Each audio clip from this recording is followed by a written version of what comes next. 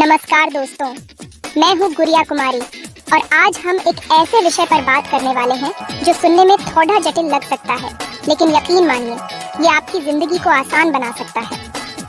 आज हम वित्तीय बाजार के बारे में चर्चा करने जा रहे हैं। वित्तीय बाजार एक ऐसा स्थान है जहाँ विभिन्न प्रकार की वित्तीय संपत्तियों का कारोबार होता है, जैसे कि शेयर, बॉन्ड और मुद्राएं। इस वीडियो में हम वित्तीय बाजार की मूल बातें समझेंगे। शेयर और बॉन्ड क्या होते हैं और आप कैसे निवेश करके अपने वित्तीय भविष्य को सुरक्षित कर सकते हैं। तो चलिए शुरू करते हैं। दोस्तों, क्या आपने कभी सोचा है कि कोई कंपनी अपने बिजनेस को बेड़ा करने के लिए पैसे कहां से लाती है? इसका जवाब है प्राथमिक बाजार। प्राथमिक बाजार वो जगह है जहां कंपनियां पहली बार अपने शेयर जनता को बेचती हैं। इसे हम IPO यानी इनिशियल पब्लिक ऑफरिंग भी कहते हैं। मान लीजिए आपकी एक छोटी सी बेकरी है और आप इसे बीडीढ़ा करना चाहते हैं। इसके लिए आपको पूंजी की जरूरत है। आप तय करते हैं कि आप अपनी बेकरी के कुछ हिस्से जनता को बेचेंगे। हर हिस्सा एक शेयर कहलाता है और जो कोई भी ये शेयर खरीदता है वो आपकी बेकरी का एक छोटा सा मालिक बन जाता है।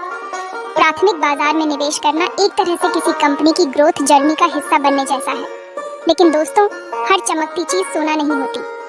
प्राथमिक बाजार में निवेश करने से पहले आपको कंपनी के बारे में अच्छी तरह से रिसर्च करनी चाहिए।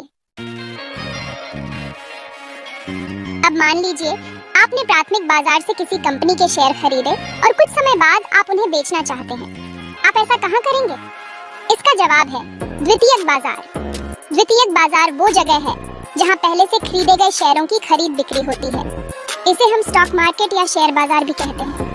यहाँ पर रोजाना लाखों करोड़ों शेयरों का लेन देन होता है। द्वितीयक बाजार में शेयरों की कीमतें मांग और आपूर्ति के हिसाब से घटती बढ़ती रहती हैं। अगर किसी कंपनी के शेयर की मांग ज्यादा है और आपूर्ति कम, तो उसकी कीमत बढ़ेगी, और अगर मांग कम है और आपूर्ति ज्यादा, तो कीमत घटेगी। द्वितीयक बाजार में निवेश करना एक तरह से शेयरों का खेल खेलने जैसा है। यहाँ पर आपको सही समय पर सही फैसला लेना होता है ताकि आप मुनाफा कमा सकें। दोस्तों, हमने देखा कि प्राथमिक बाजार कंपनियों को पूंजी जुटाने में कैसे मदद करता है। लेकिन क्या आप जानते हैं कि वित्तीय बाजार सिर्फ कंपनियों के लिए ही नहीं, बल्कि सरकारों के लिए भी पूंजी जुटाने का एक अहम जरिया है। सरकारें बॉन्ड जारी करके जनता से पैसे उधार लेती हैं। ये बॉन्ड एक तरह का कर्ज होते हैं जो सरकार जनता को देती है और बदले में एक निश्चित ब्याज दर पर पैसे लौटाने का वादा करती है। सरकारें इस पूंजी का इस्तेमाल सड़क, पुल, स्कूल, अस्पताल बनाने जैसे महत्वपूर्ण कामों के लिए करती हैं। वित्तीय बाजार के जरिए कंपनियां और सरकारें अपने सपनों को साकार करने के लिए आवश्यक पूंजी जुटा पाती हैं। यह एक ऐसा प्लेटफॉर्म है जो निवेशकों और उधारकर्ताओं को एक साथ लाता है और अर्थव्यवस्था को गतिशील बनाने में महत्वपूर्ण भूमिका निभाता है। अगर आप भी अपने पैसे को सही जगह निवेश करके देश के विकास में योगदान देना चाहते हैं, तो वित्तीय बाजार आपके लिए एक बेहतरीन विकल्प हो सकता है। चैप्टर 4, जोखिम प्रबंधन, समझदारी से करें निवेश। दोस्तों, वित्तीय बाजार में निवेश करना किसी भी खेल की तरह है। इसमें जीत भी होती है और हार भी। लेकिन वित्तीय बाजार की खास बात यह है कि यहाँ पर आप अपने जोखिम को कम करने के लिए कई तरह के टूल्स का इस्तेमाल कर सकते हैं। इसे हम रिस्क मैनेजमेंट कहते हैं। रिस्क मैनेजमेंट का मतलब है कि आप अपने निवेश को संभावित नुकसान से बचाने के लिए क्या क्या कदम उठा सकते हैं। इसके लिए आपको अलग अलग तरह के निवेश के बारे में जानना होगा, जैसे कि शेयर, बॉन्ड, म्यूचुअल फंड आदि। आपको ये भी समझना होगा कि आपका रिस्क लेने की क्षमता कितनी है और आप कितने समय के लिए निवेश करना चाहते हैं। याद रखें, निवेश करने से पहले अच्छी तरह से रिसर्च करना और एक्सपर्ट्स की सलाह लेना बहुत जरूरी है, क्योंकि जितना ज्यादा आप जानेंगे उतना ही बेहतर तरीके से आप अपने निवेश को मैनेज कर पाएंगे। चैप्टर 5, मूल्य निर्धारण, मांग और आपूर्ति का खेल। दोस्तों, क्या आपने कभी सोचा है कि शेयर बाजार में शेयरों की कीमतें कैसे तय होती हैं? ये कोई रॉकेट साइंस नहीं है, बल्कि एक सिंपल सा फंडा है, मांग और आपूर्ति। जिस तरह से किसी भी चीज की कीमत उसकी मांग और आपूर्ति पर निर्भर करती है, उसी तरह शेयर बाजार में भी शेयरों की कीमतें तय होती हैं।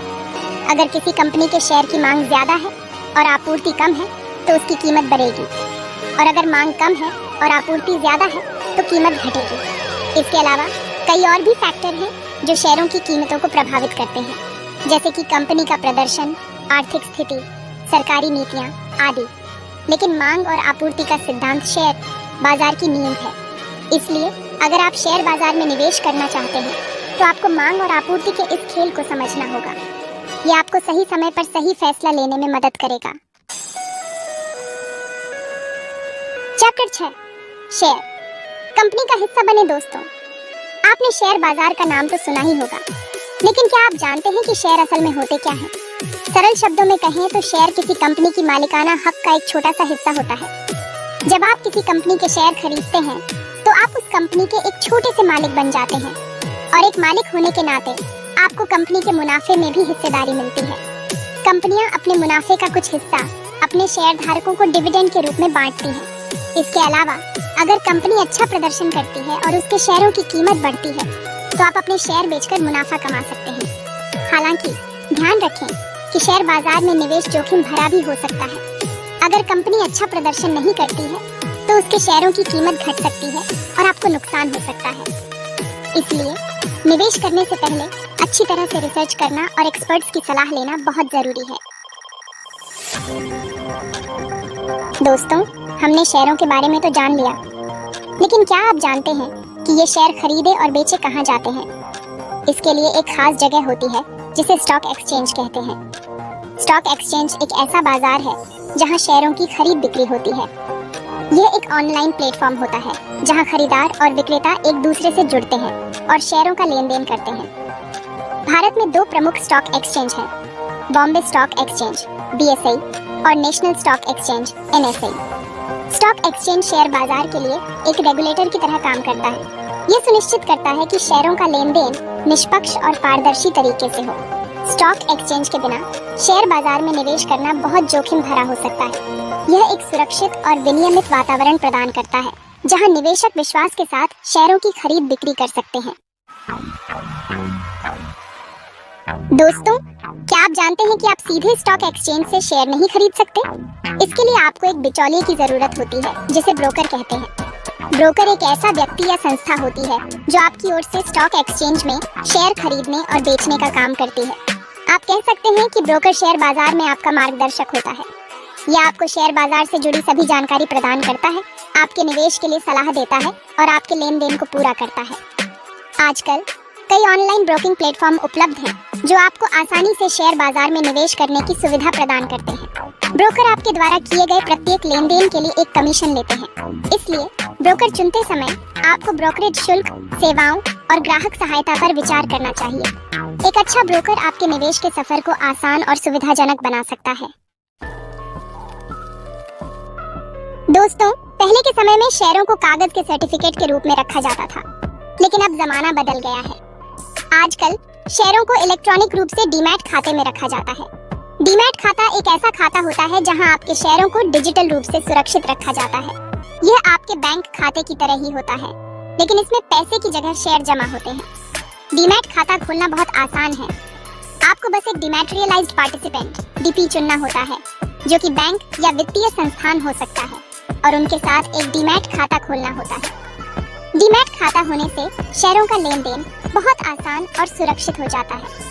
आपको शेयर सर्टिफिकेट को संभालने की जरूरत नहीं होती है और आपके शेयर चोरी या नुकसान के जोखिम से मुक्त रहते हैं। अगर आप शेयर बाजार में निवेश करना चाहते हैं तो डीमैट खाता खोलना पहला कदम है। तो दोस्तों, ये थी आज की जानकारी वित्तीय बाजार के बारे में। उम्मीद है कि अब आप समझ गए होंगे कि ये शेयर बाजार क्या चीज है और कैसे काम करता है। याद रखें, ज्ञान ही शक्ति है। वित्तीय बाजार में कदम रखने से पहले खुद को अच्छी तरह से शिक्षित करें, अपने जोखिम की क्षमता को समझें, रिसर्च करें और अगर जरूरत हो तो किसी वित्तीय सलाहकार से सलाह लें। और हाँ, निवेश शुरू करने से पहले ये मत भूलना कि आपका डीमैट अकाउंट और एक अच्छा ब्रोकर होना बहुत जरूरी है। अब आप भी हैं शेयर बाजार के जानकार।